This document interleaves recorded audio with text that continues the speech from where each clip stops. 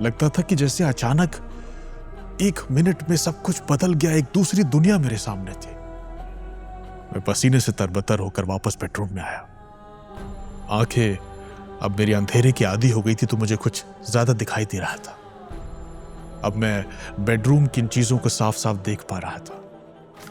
बिस्तर वही था, लेकिन अब उस पर मच्छरदानी लगी हुई थी। मच्छरदानी ये उस वक्त तो नहीं थी जब मैं यहां आया, और यहां तो इस वक्त मच्छर भी नहीं थे, पर अब कुछ मच्छर आ गए थे।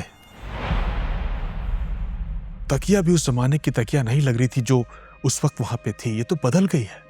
और ये इस पर झालरदार बॉर्डर कैसे लग गया बेड पर? हाँ, मेज और कुर्सी वही थी जो पहले से खड़ी हुई थी वहां पर, हालांकि अब वो अचानक बहुत चमक रही थी, बिल्कुल नई जैसी। वार्निश की हुई लकड़ी नरम रोशनी में बहुत शाइन सी कर रही थी, और मेज पर लालटेन नहीं थी, बल्कि एक चमकता हुआ खूबसूरत लैंप था, किसी और जमाने का, किसी पुराने वक्त का। कमरे की जो दूसरी चीजें थी वो भी मुझे अब थोड़ी थोड़ी दिखाई देने लगी थी। एक कोने में स्टील के 2 ट्रंक रखे हुए थे, पुराने जमाने के। दीवार पर एक ब्रैकेट था जिस पर एक कोट लटक रहा था। एक चाबुक था, एक किसी को पीटने के लिए जो डंडा होता है वो था। कुछ उस पर सुनहरा सा हत्था लगा हुआ था। दीवार के सहारे एक रबड़ के एक जोड़ी जूते रखे हुए थे।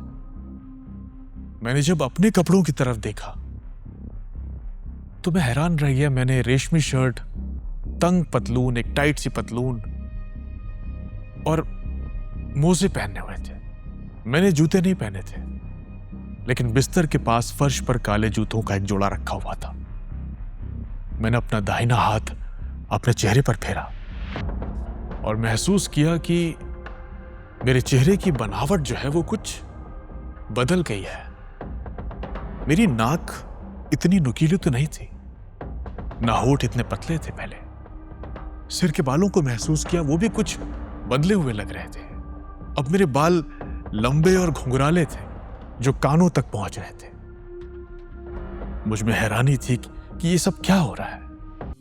पूरी कहानी के लिए देखिए हमारा शो स्टोरी बॉक्स आज तक रेडियो के YouTube पर, या फिर सुने Spotify, Apple पॉडकास्ट और Amazon म्यूजिक पर।